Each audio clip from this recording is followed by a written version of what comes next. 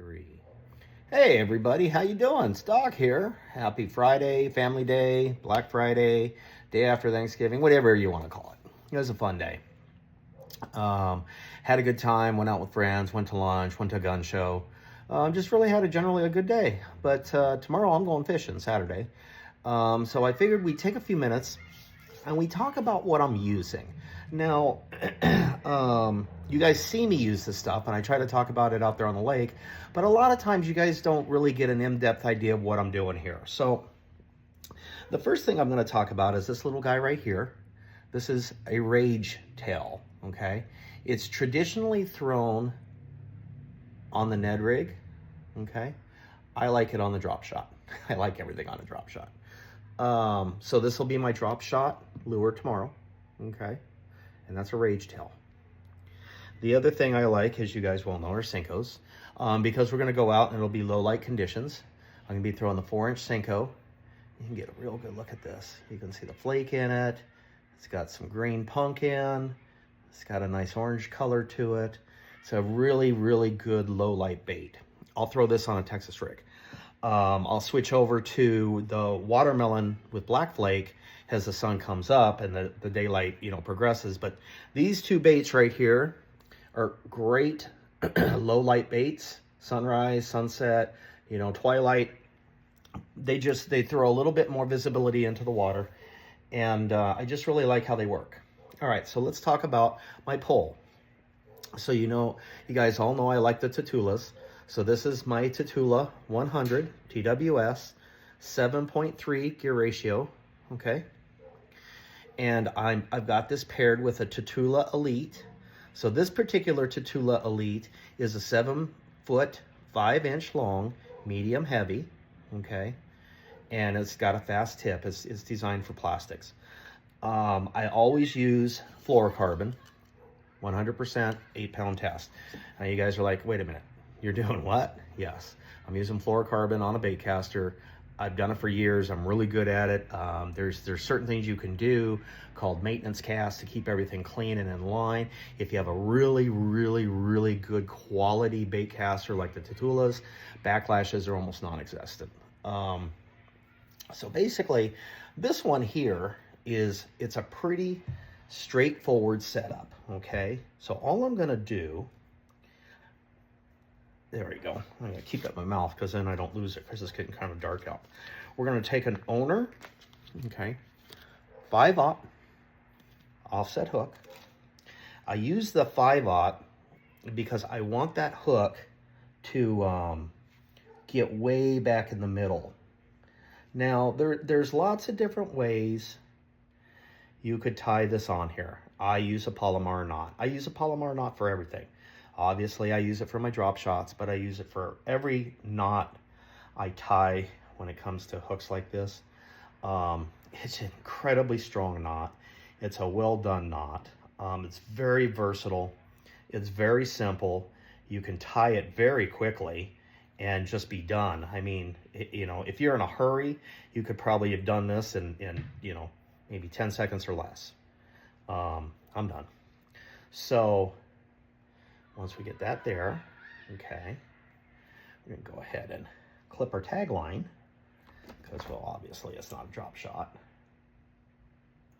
Okay, so there's our little Texas rig, nice and tight. Now what we're gonna do is I'm gonna take my Senko, okay? I'm gonna try to do this on the camera so you guys can see. So I'm gonna go through the head of the Senko, all right? And I'm gonna go down, about 3/4 of an inch, okay? Before I pop out. You can see that, about 3/4 of an inch. And then I'm gonna run that all the way through the eyelet up here, okay? Until the offset just pops out, just like that, okay? And then you can kind of see where that's gonna set my hook on this 5/0. See how I'm in the back third, okay? And that's what I want, because if they short strike this, all right, I'm gonna get more hookups. So I just come back here a little ways, take a little gap, okay? And then there you go. That's it. Just a simple, weightless Texas rig. And unless I'm fishing heavy cover, I don't pin that hook, okay? I'll leave it like that. If I'm in a little bit of grass or anything, I'll come back and I'll just pin it like that, just the tip, okay? So I can run it weightless. So that's my weightless Senko, 5/0 owner offset hook, 4-inch Senko, 8-pound test, fluorocarbon. Now, the reason I can get away with this is because the Senkos are a pretty dense bait and they cast really well. So when you're using a light line like fluorocarbon and you're using a dense bait like the Senko, you can chuck this sucker on a bait caster, dude. Seriously. So that's going to be number one. All right. So number two is going to be my drop shot. Now, I love the drop shot. It is hands down the most versatile setup I've ever fished in my life. You've seen my drop shot series. I use the drop shot for fishing for bass. I use the drop shot for fishing for trout in creeks. I use the drop shot for fishing with live bait for catfish. I've swam a drop shot with a swim bait. There's literally almost nothing you can do with a drop shot. Only limited by your imagination. You can change weights out, you can change hooks out, you know, you can do so many different things. The thing is, what makes the drop shot so versatile is it's putting the weight after the bait. So the weight's always on the bottom, the bait's always off the bottom. Okay, you can put slack in the line and your bait will flutter to the bottom. You can drag it very slow and you can adjust your tag line so the weight can be close to the bottom. Or you can increase your tag line to get your weight way up off the bottom or just above the grass line. If you've got 2-foot grass, okay, you can put a 30-inch tag light on there. Your weight, 3/8 or even a 1/2 ounce weight, goes down into the grass, and as it's bipping in the bottom of the grass, it stirs up the bass, and you're up there at the very top, dingling along with your little lure, okay, and the bass come up and nail it. It's just incredible. And it's not something you do under the boat. This is not a vertical presentation. Was the drop shot originally intended as a vertical presentation? It was. Do I use it that way? Almost never, okay? I cast out, I bring it back. Just like you would a Texas rig, a Carolina rig, a Ned rig. It's just the difference in a lot of those baits is the Carolina rig puts the weight in front, the bait behind. The Texas rig has the weight at the nose. The Ned rig has the weight at the nose. This has the weight in the back. So you can fluctuate your height, the texture and retrieve of the bait, how it acts going up and down off the bottom as you're bringing it back to the boat. That's what makes it so lethal. And you can fish it in, 12 inches of water or 100 foot of water. It just depends on what you're trying to do. So let's get started. Owner, 1/0, okay, drop shot hook. It's my primary hook that I use. And we're gonna go to the Palomar knot again. Go down here where I got a little bit of light where I can see. Now, like I said, the tag line will vary depending upon a whole lot of factors. It can depend on, there we go, are the fish relating to the bottom? You want less of a tag line. Are the fish suspending? You want more of a tag line. Do you have a lot of vegetation and grass? You want more of a tag line. Do you have no vegetation and grass? Less of a tag line. Do you have rocks, boulders and stuff like that? You want more of a tag line.